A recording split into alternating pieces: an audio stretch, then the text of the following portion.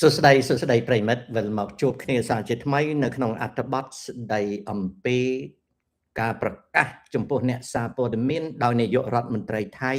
អនុទិនចានវិរៈគុណអនុទិនចានវិរៈគុណបាននិយាយឲ្យដឹងថាអធិបតេយ្យភាពនិងបូរណភាពដែនដីថៃមិនទទួលស្គាល់ផែនទីអាណានិគមនិយមបារាំងຂະຫນາດ1លើ200,000ដែលប្រើដោយប្រទេសកម្ពុជាទាមទារលើទឹកដីនោះទេប្រទេសថៃឡែនបដិសេធមិនទទួលស្គាល់ផែនទី1លើ200,000ដែលបារាំងគូពេលបោះបង្គោលព្រំដែននោះទេបានសេចក្តីថាថៃនឹងបង្កការតវ៉ាថាតើការចរចាព្រំដែនកម្ពុជាថៃឡង់នឹងត្រូវយកតាមវិធីណាទោះបីជាយ៉ាងដូចនេះក៏ដោយផែនទី1លើ200,000ដែលគណៈកម្មាធិការបារាំងសៀមបោះបង្គោលព្រំដែនបានគូសនោះគឺជាផ្នែកមួយនៃសន្ធិសញ្ញាអន្តរជាតិបើវាជាផ្នែកមួយនៃសន្ធិសញ្ញាអន្តរជាតិហើយថៃបដិសេធមិនទទួលស្គាល់នៅផែនទីຂະຫນາດ1លើ200,000នោះទេកម្ពុជាក៏មានមធ្យោបាយគ្រប់គ្រាន់នឹងអនុវត្តតាមផ្លូវការទូតនិងផ្លូវច្បាប់អ្វីដែលកម្ពុជាខ្វះខាតគឺកម្ពុជាមិនអនុញ្ញាតឲ្យប្រជាពលរដ្ឋខ្លួនយល់ដឹងពីបូរណភាពដែនទឹកដីនិងព្រំដែនបញ្ហាគឺការបិទបាំងទេរីឯស្ថានភាពរបស់កម្ពុជានៅពេលដែលរដ្ឋាភិបាលថៃមិនទទួលស្គាល់ផែនទី1លើ200,000ដែលគូសដោយគណៈកម្មាធិការបារាំងសៀមគឺស្ថិតនៅក្នុងក្របខ័ណ្ឌនៃសន្ធិសញ្ញាអន្តរជាតិដែលសៀមត្រូវតែដោះស្រាយជាមួយនៅពេលដែលកម្ពុជាត្រូវអនុវត្តតាមច្បាប់អន្តរជាតិត្រង់នេះអ្វីដែលជាសម្ដីរបស់អនុទិនចានវិរៈគុណដែលបានធ្វើនៅក្នុងថ្ងៃនេះថ្ងៃពុធទី27ខែឧសភាឆ្នាំ2026គ្មានមូលដ្ឋានច្បាប់អន្តរជាតិទេថៃប្រកាសឯកតោភាគីបដិសេធមិនទទួលស្គាល់ផែនទីຂະຫນາດ1លើ200,000គឺថៃកំពុងតែជាប់នៅក្នុងទីតាំងនៃច្បាប់អន្តរជាតិកិច្ចព្រមព្រៀងបារាំងសៀមគឺជាកិច្ចព្រមព្រៀងជាសន្ធិសញ្ញាអន្តរជាតិបើនៅក្នុងទីនេះកម្ពុជានៅតែមានជំហរពិតប្រាកដរបស់ខ្លួនក្នុងការតវ៉ារឿងព្រំដែនកម្ពុជាថៃឡង់ទោះបីថៃនិយាយបដិសេធក៏ដោយក៏ថៃស្ថិតនៅក្នុងបន្ទុកនៃច្បាប់អន្តរជាតិនឹងមួយប្រទេសថៃអនុទិនចានវិរៈគុណបានធ្វើទស្សនកិច្ចនៅប្រទេសបារាំងមានការសង្ស័យថាអនុទិនចានវិរៈគុណកំពុងទៅស៊ីស៊ូជាមួយម៉ាក្រុងអតីតចៅហ្វាយអាណានិគមលើប្រទេសកម្ពុជាបារាំង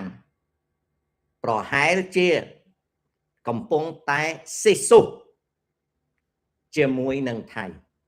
ពីព្រោះផលប្រយោជន៍ដែលថៃផ្ដល់ឲ្យបារាំងវាច្រើនជាងផលប្រយោជន៍បារាំងផ្ដល់ឲ្យវាច្រើនជាងផលប្រយោជន៍ដែលកម្ពុជាផ្ដល់ឲ្យបារាំងដូច្នេះបើតាមខ្ញុំមើលទៅដំណើរទស្សនកិច្ចរបស់នាយករដ្ឋមន្ត្រីថៃអនុទិនចានវិរៈគុណគឺមានស៊ីស៊ូជាមួយម៉ាក្រុងយើងមិនដឹងច្បាស់ពីសេចក្តីលម្អិតស៊ីស៊ូនឹងទេតែយើងដឹងថាសៀមមានប្រៀបជាងហ៊ុនម៉ាណែតពីព្រោះហ៊ុនម៉ាណែតទៅជួបម៉ាក្រុងយើងក៏អត់មានអីឲ្យគេផលប្រយោជន៍នៅប្រទេសកម្ពុជាយើងវាតិចហើយចំណុចខ្សោយរបស់កម្ពុជាគឺរាជរដ្ឋាភិបាលបិទបាំងមិនឲ្យប្រជាពលរដ្ឋយល់ដឹងពីព្រំដែននិងបូរណភាពទឹកដីត្រង់នេះជាចំណុចខ្សោយ ទោះបីជាខ្មែរខ្សោយក៏ខ្មែរស្ថិតនៅក្នុងជំហរប្រើច្បាប់អន្តរជាតិសុំអង្វរឲ្យលោកហ៊ុនសែនហ៊ុនម៉ាណែតបើកចំហរឿងព្រំដែនទៅពីព្រោះចំណុចខ្សោយនៃរឿងព្រំដែនមិនមែនថៃវាបដិសេធទេមិនមែនថៃបដិសេធទេចំណុចខ្សោយនៃរឿងព្រំដែនគឺកម្ពុជារដ្ឋាភិបាលបិទបាំងនឹងប្រជាជនខ្លួនឯងនេះគឺជាអ្វីដែលខ្ញុំក៏លេចមើលឃើញណារីឯការបដិសេធនឹងការអះអាងជាឯកតោភាគីក្នុងការប្រើផែនទីរបស់ថៃកម្ពុជាមិនទទួលយកទេពីព្រោះវាមិនមែនជាកិច្ចព្រមព្រៀងឬជាសន្ធិសញ្ញាអន្តរជាតិទោះបីអនុទិននិយាយយ៉ាងណាក៏ស្ថិតនៅក្នុងលក្ខណៈច្បាប់អន្តរជាតិថៃត្រូវតែឆ្លើយតបនេះគឺជាណានេះគឺជាអ្វីដែលវាកើតអូខេបងការយល់ដឹងរបស់បងតើសម្ដេចមានសញ្ញាបៀអ្វីលេងជាមួយថៃទេសម្ដេចអត់ចេះលេងបៀទេដូច្នេះបើបងអូនឯងគិតថាការដោះស្រាយបញ្ហាទឹកដីជាលបែងបងអត់មានចម្លើយទេ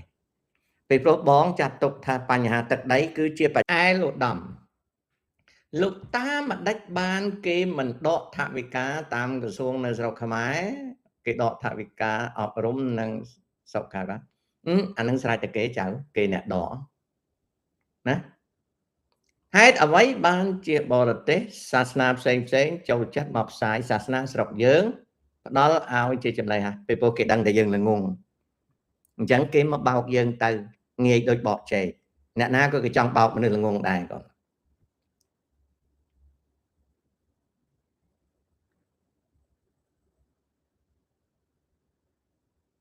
Who is the richest man on the planet ហ៊ុនសែន or Elon Musk ខ្ញុំអត់ដឹងទេអត់ដឹង James Sock What do you think about study political science and major If you are living in Cambodia you become a poor man or a corrupt person That's all លឹមគេហេងវោក្រុមហ៊ុនតាក់ស៊ី Grab ដែលក្រសួងតម្រូវឲ្យបិទព្រោះបាត់ការងារតុកចុះបើក្រសួងឲ្យបិទមិនក៏ក្រសួងឲ្យបើកឯងឆ្ងល់ដែរមានគេសួរខ្ញុំម្ដងខ្ញុំថាស្អីហ្នឹងវានឹងធ្វើឲ្យអាកង់3ផ្ងាពោះណាអូខេអញ្ចឹងស្រេចតែរាជការទេគេធ្វើមិនធ្វើដែរណាលោកអ៊ំតើពេលលោកប៉ែនសវណ្ណកាន់អំណាចគាត់មានអំណាចឥទ្ធិពលនយោបាយទេឬគ្រាន់តែគេប្រាប់ទេមានខ្លះអត់ខ្លះមានខ្លះអត់ខ្លះ